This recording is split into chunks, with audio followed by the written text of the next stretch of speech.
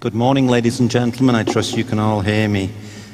In the spirit of the introduction there, I will ask you a question. If you're 40 years of age or younger, could you put your hand up, please? Oh, bad luck, bad luck. I'll come back to that later. And I'm sorry to say, really bad luck. That will keep most of you interested for the next half hour, which is what I've got. For those of you who remember me from London or Paris or wherever, I'm Danny Thorniley. Been in the business world for about 28 years or so. I work with 400 major companies, Dow, DuPont, Eaton, Procter & Gamble, Nestle, Unilever, and so on, with 5,000 clients. Last presentation I gave, I pointed out that I've made 1,200 public speeches, and I had never used PowerPoint. So that's quite something indeed. Sometimes that gets a round of applause, but it's not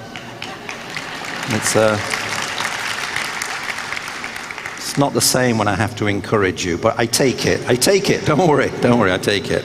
And by the way, not using PowerPoint sometimes causes American people medical problems, which is good. By the way, that's my first and last anti-American joke until the next one. And I've got you laughing already, I'm pleased about that, but the content of this presentation is hard, sober, thoughtful, sometimes miserable, and I hope provocative. By the way, no PowerPoint, but the colleagues from HRN, and some of you asked before, I have everything documented in business reports. This is only a staccato presentation. If you want it, ask your people or email me, and I am still in contact with emails from previous times. I'll start with a formal joke, and then we do get serious. I know you all know Albert Einstein. We don't know his theories that well, we pretend to. But you may not know, Einstein was a great comedian. He liked practical jokes, and he famously said, there are only two things which are infinite. Two things. First, the universe. And second, human stupidity. He then went on to say, I'm not sure about the universe. The stupidity, ladies and gentlemen, have been shown by our governments and corporations since 2008, 2009. The global economy, global business, and global society has never recovered properly from that financial heart attack. I see it in the business world, you do as well. We have never recovered growth, we have never recovered sustainability, and everything since 2008, 2009 has been chronic. We had a heart attack, and since then we're suffering from a major chronic cancer in the economic and business system. This is very important to know and understand, I believe, because people who are laid off, get sacked, get dismissed, lose their jobs. By the way, they say, I'm looking for more opportunities, I'm looking for a new venture, I want to spend time with my family. They're sacked. They've lost their job, they've lost their money, and they're trying to rationalize it. In the good old days, the last 100 years, the economy went like that. By the way, that's my PowerPoint presentation slide. There'll be another one later.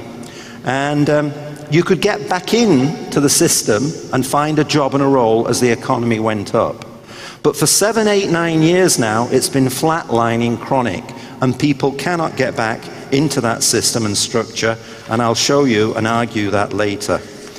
In addition to this, just quickly in the business world and politically, the political consensus from 1945, which I lived through, and some of you did, maybe a third of you lived through, that economic political consensus was destroyed. It was destroyed about 1991, but recently in the last 2 or 3 years, with Trump, with Brexit, with populism coming through, it's been totally obliterated and eliminated, hence why we're living in such an insecure and precarious world. We also have global migration at the highest levels it's ever been.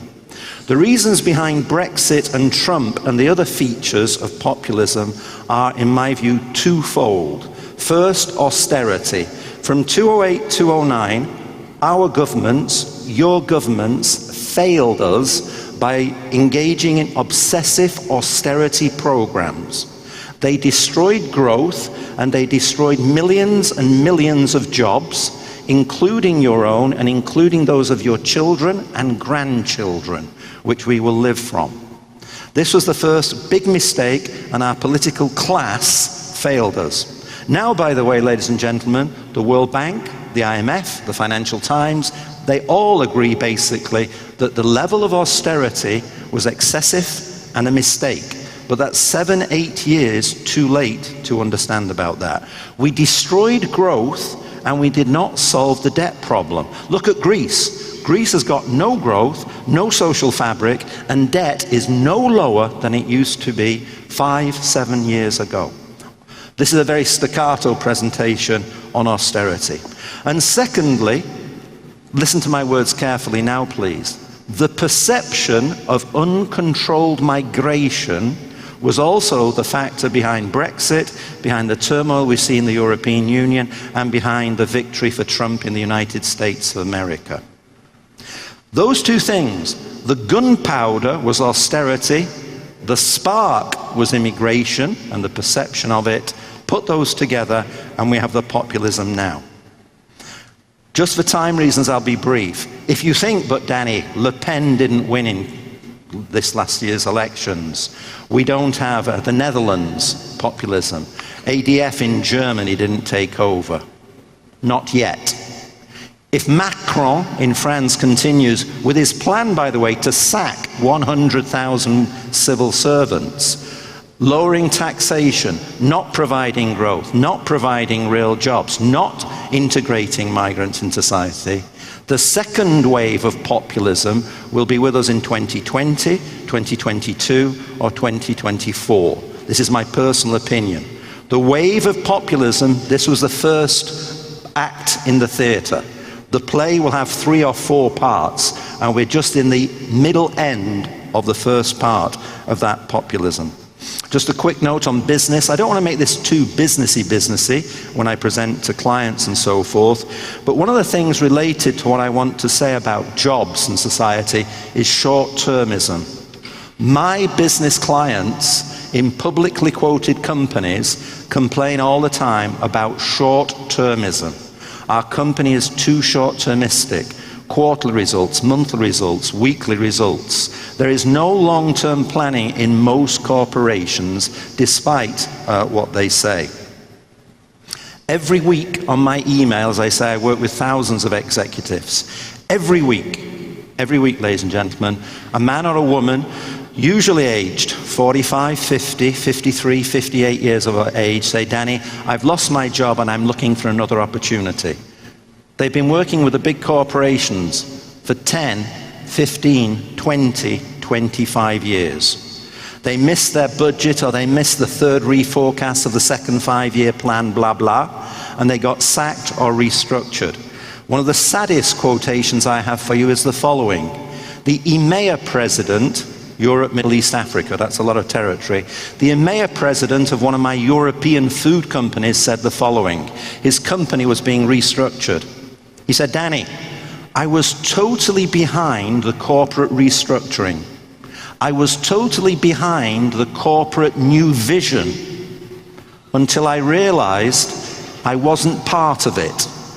He was sacked. 54 years of age after 23 years of service in that company. And where is he going in Europe at 54 years of age? Well, you say, hey, he'll be president and mayor of another company. But there's lots of other people chasing that job as well, and there are fewer numbers of them on the market as well. A little bit of good news before I get into the presentation fully. The global economy this year has picked up a little bit. Fiscal expansion in the United States of America, the Eurozone, European Union, is doing a little bit better. Weak euro until recently, low inflation until recently. The lower oil price has all helped. But the outlook for Europe my view, the consensus view, 20 other organizations.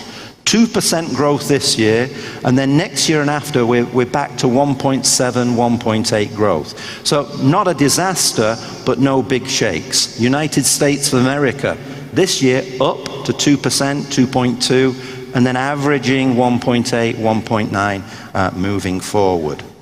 Tragically, we see on the news with Trump. By the way, I don't call him President Trump, because if I do, I get an irritation in my throat. So I just call him, thank you. Well, thank you. Started with this gentleman, and then it was a flurry, but you're not quite sure what to do in public in case Trump comes and gets you, yeah? By the way, I tend to go off where I want to go. Trump will not be impeached by Congress unless the Democrats win the midterms, which is 50-50. Even then it's difficult. He can only be impeached also by the cabinet if the cabinet thinks he is insane. The trouble is most of the cabinet are insane, so they're not good judges on that. But the special prosecutor, for those of you who applauded, every night when you go to bed, kneel by the bed and say a little prayer for the special prosecutor. He's going after Trump on finances and tax. That's where we could get him. And remember, Al Capone was not put in Alcatraz for murder. He was put in Alcatraz for tax evasion. So God bless the public prosecutor. Let's see. Finally, just on this, I believe the global business outlook, we're going to be working with an oil price $48 to $55 a barrel. We're at the top end now. Global inflation is creeping up. Don't worry about it. It's very much a normalization of inflation. And interest rates are rising, of course. We see Yellen at the Federal Reserve. Again, this is a normalization. Nothing to worry about, and I think that those parameters are not bad. I imagine we have some British people in the room. I'm Manchester born, sad to say educated at Oxford. That's where I got my sophisticated accent, by the way. But Brexit will do Britain no good. I'm neutral personally about it. I know why it happened, and I will explain to you why it happened.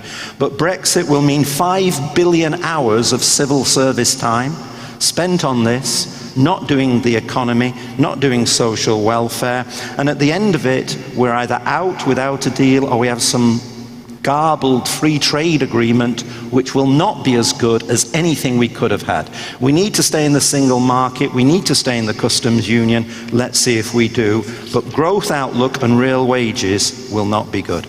Okay, that was the introduction. Now I'm going to the heat of it. And I do have a few questions again for you as we're going along.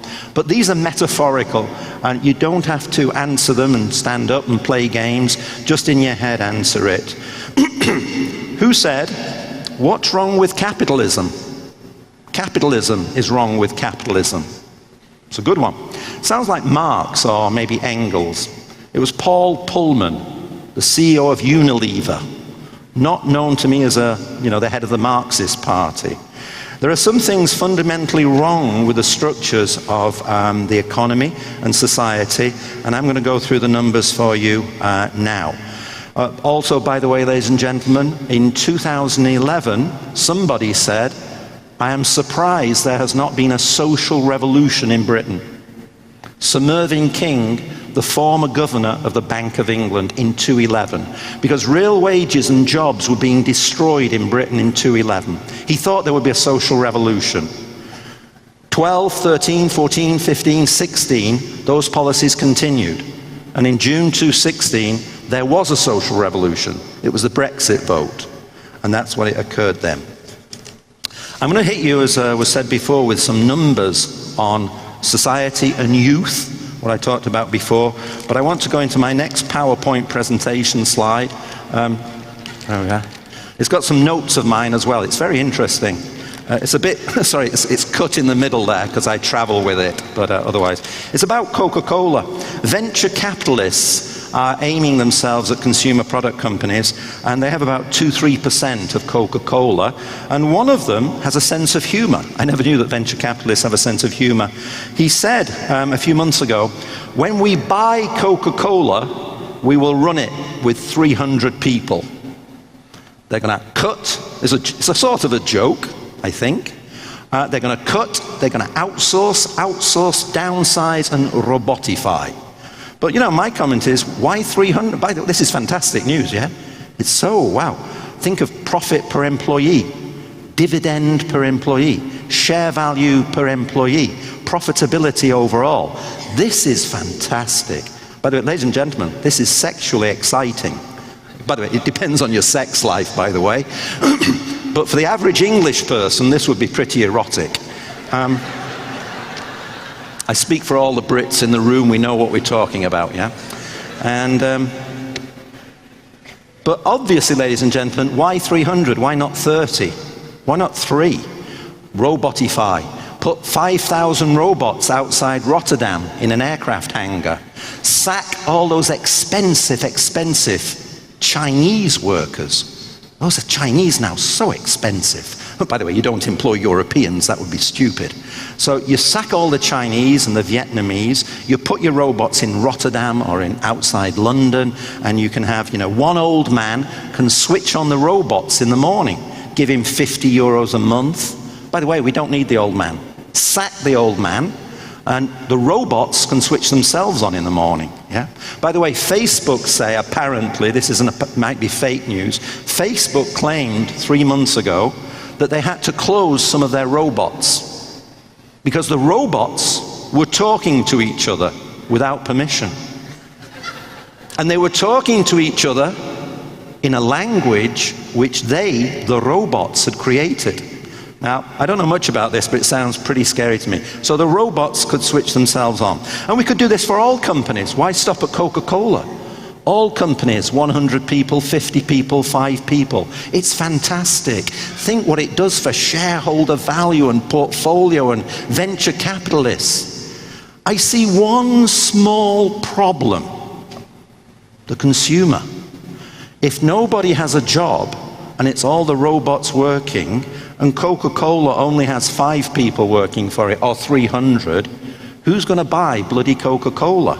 Because they won't have the jobs. By the way, Henry Ford in the 1950s said to the head of the automotive union, when he was taking around one of his factories, Mickey, look at all these robots. How many union payments are they going to make to you? Ha ha. And the head of the union said, yeah, Henry.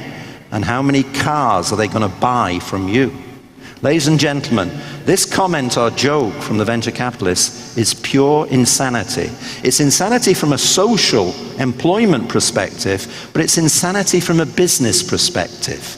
You need consumers who can buy your bloody products, excuse my language. And what companies are doing today are saying, we cut, we outsource, we downsize, we employ robots, and then we ask the consumer, buy our expensive, sexy, innovatory, high-priced product. One of my IT clients said to me, Danny, we're an IT company, we're innovating, we have new products, we have new services, it's fantastic, it's incredible. I have one problem. I don't have enough customers. You can innovate and you can try upward innovation and all the marketing, and in some niches it works, but overall most of my clients are struggling. Your employee is invariably a consumer. If you damage your employees, you're damaging your consumer and your sales base. So I don't speak from a Marxist-Leninist perspective. I'm just looking at the social fabric, the humanistic side. But forget that if you don't like it. Look at it from the corporate business side as well. There are some curious and disturbing figures. I won't hit you with too much. All these numbers are in my reports and documents, but society, jobs, and the politics we're facing, I think some of these numbers can influence you and say, hey, God, I didn't know that, and here we go. US family income, median, has not moved for 17 years. Median family income in the United States for 17 years. Real wages, wages after inflation, which is the critical number, real wages in the United States have been flat or negative for 44 years. So bear that in mind. In 2013, another question for you, what was the fastest selling consumer goods item in America in 2013 in percentage terms? Was it chocolate? Was it detergent? Was it guns and revolvers? I think that's a consumer goods in America. No, it was light personal aircraft, private planes. So what? Well, it's good if you're selling light personal aircraft, yeah? You know, you're doing a great business, so congratulations. I don't know how many in the room are selling light personal aircraft. Good, my point is made. You need people to be buying lots and lots of the other stuff. Again, light personal aircraft shows you the social differentiation and inequality. Again, from a social perspective, it's not nice, and people are responding to that, and Trump is a reflection of that. But again, forget the not niceness, it's bad for business. You need hundreds of millions of people buying little stuff, not bloody light personal aircraft. And again, this is a business issue. In the United Kingdom, behind Brexit, real wages from 210 to 215, remember what I said about Mervyn King, were the worst for 500 years, since 1348. Now that's quite a number. I'm not saying they're the worst since the second quarter of last year. I'm saying they're the worst for 500 years. That's real wages. This is consumption, this is jobs and precariousness. I want to come to my point now about unemployment and youth. France, Macron. I think Macron's finished. I know he's just started, but I think he's finished. He's going to sack those civil servants. In France today, unemployment is coming down. That's good news. 85% of new jobs in France in the last 2 years are temporary or part-time. 85%. And of that, 80% are for 1 month or less. Now that's not a job improvement, that's not a job future. In the United States of America, Trump again, standard jobs with pensions, benefits, social security, you know, that kind of stuff, negative for 7 years. Unemployment in America is falling because net new jobs are temporary and part-time. So again, we're just creating a society of youth mostly, and old people, old pensioners as well. But also in the poor old European Union, my last rhetorical question for you. In the European Union today, young people, they're not so young, 27 to 31 years of age, okay? Not students and babies, 27 to 31. What percentage live with mama and papa? The answer is 27%. Ladies and gentlemen, that is frightening. Why are they living with mama and papa? Because they love mama and papa? Well, yeah. Yeah. They can't afford to buy a house. They cannot afford to rent a house. They have to live with mama and papa. If you're in the United Kingdom, living outside London, you spend 47% of your disposable income on rent. 47%. How can you find, you know, the ability to buy expensive branded products?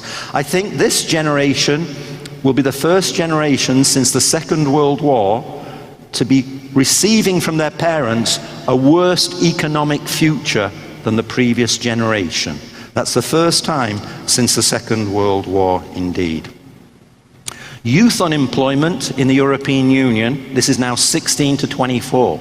Youth unemployment has fallen, listen to the verb, fallen to 20%. That's incredible. In Greece and in Portugal and Spain and Ireland, 35, and Italy, 35, 40%. But you can say, Danny, okay, 20% is high, but thank God 80% have jobs. That's good. But of the 80%, half have temporary and part-time jobs. I do the maths for you. In the European Union today, 63% of young people do not have a proper job with security and benefits and pensions and so forth. Last year in France, for the first time, old people over 60 saw their incomes rise faster than people under 25. For the first time since 1789, the French Revolution. In the United States last year, old people saw their incomes rise faster than young people for the first time since 1776. Once again, ladies and gentlemen, these are big numbers. And it's underscoring the comment I made before about youth, student loans, $1.3 trillion in the United States of America, and the gig economy. The gig economy, 160 million Westerners work in the gig economy. 60% of the US labor force is paid on an hourly basis, not an annual salary. 60%. And 55 million Americans work as freelancers. These are devastating numbers. Ladies and gentlemen, I think the political and social fabric of our societies is being undermined. I'm a historian, by the way. My doctoral thesis is in Soviet political economy.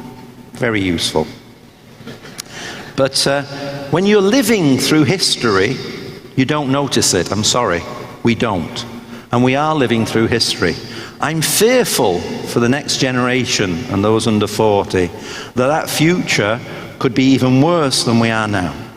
Our governments have abandoned us and relinquished us and are not supporting society and job creation and stability moving forward. The corporate world doesn't understand it, and I work in the corporate world, and I see the stresses and strains within the corporate world, what I said before. Cut, brutalize, outsource, downsize, robotify, make profit, make the bottom line. We cannot make the top line of growth because people are not buying this stuff. So we make the bottom line, and we outsource people, and we downsize. How long can that continue? If you have your governments not supportive, if you have corporations not supportive, you will have economic consequences. I, like Mervyn King, was surprised. I thought people would take it. I thought they would accept it. I thought Britain would not have Brexit and the social revolution. And it's come a little bit quicker than I anticipated as well. Just to finish off on this theme of jobs and the gig economy, I apologize, those numbers I gave you were just 3% of the numbers I have, which can reinforce these sober arguments. But there are surveys taking place of young people, and they say, you know, are you happy with the flexibility of the gig economy? And apparently, ladies and gentlemen, about 50% say they are. You know, I got my phone and my smartphone, and this company phones me up and they say I have a project and I can lie in bed and watch MTV and do my project and everything, and it's cool and sexy and everything, and that's fine. So about 50% say, by the way, that means 50% are not happy as well. That's statistics. So this 50%, how to say this diplomatically? They're bloody stupid. The reason is they're bloody stupid is that if you go into self-employment in the gig economy, you will receive 25 to 50% less income than you would in a normal standard corporate government position. So going into the flexible economy means you're a loser, but you don't know it. And this is my point. This young generation, and please, I apologize to everybody in the room, everybody younger than me, which is all of you. So I make my apology now. I don't think people understand the history, the background, the social, political, economic, financial history of the last 10 years or the last 50 years. My generation, and some of you, accepted and expected that we would have social benefits, pensions, social security, and a stable working political environment. That was Europe, Europe and most of North America. That was my generation and the post-war generations. I personally am sorry to see that we've lost that. I think if Karl Marx was back now, he would see all this flexible economy, and I'm not a Marxist, by the way, he would see this as a surplus labor pool. Surplus labor pool. That's what it is, by the way. It's the corporations or the governments just picking what they want at their flexibility and at their convenience. And for people to think, hey, I'm a winner in the flexible economy, I think 90% of the time is false consciousness. By God, I do sound like a Marxist. Surplus labor pool, false consciousness. False consciousness is you don't understand your own interests. And I think for 80–90% of young people in the gig economy, flexible economy, they don't have it. Just to finish off, on a personal note, as you may have imagined, I'm a little bit of a dinosaur. I'm proud of that. And I've had 3 jobs in my career. I finished my education when I was about 50. No, I finished university when I was 25, and I've had 3 jobs since then. And I think for my generation, maybe low or about average. Rhetorically, just at the end now, I ask you, and this is personal and painful, your children, how many jobs will they have? 2, 10, 50, 5,000? How many times will they be unemployed? How many times will they self-employed? Your children, will they receive a decent, viable state pension? No. Are your children saving 22% of their income for their pensions? No. Will corporations provide a decent inflation-linked pension for your children? Of course not. So what will they be doing in 10, 20, 30, 40 years? They don't know, they don't care, I don't know, I do care, you don't know, and I imagine you care as well about the future of your children. And that puts us in a difficult situation. If I could finish with a bad joke, and I think the older people in the room, especially if you're British, let's say, the housing market. Everybody in Britain follows the housing market, and we know the price of every house in the United Kingdom. But that generation, the older generation, you have property, you had a decent job, you have a pension now, you have savings, and you have stability. All the things your children do not have. So, what do your children want you to do? Wait for it. How to phrase this? They'd like you to die. Now, please. No, sorry. No, it says time's up. Yeah, sorry. It does. My time is up, apparently. Wow, that was frightening. Right. They want you to die. I'm sorry, they love you. Of course they love you, and you love them. But fiscally, it would be convenient if you could, on Saturday. By the way, when your children say to you, Daddy, Mama, it's your 60th birthday, and we have a present for you, and it's 2 weeks hang gliding in Paraguay, decline and say, just let's have dinner at our local restaurant. Ladies and gentlemen, it is a tough world. I'm pleased that I could entertain you and laugh. The topic, as you know, is fearful and frightening. I wish you and your families all good fortune. Thank you.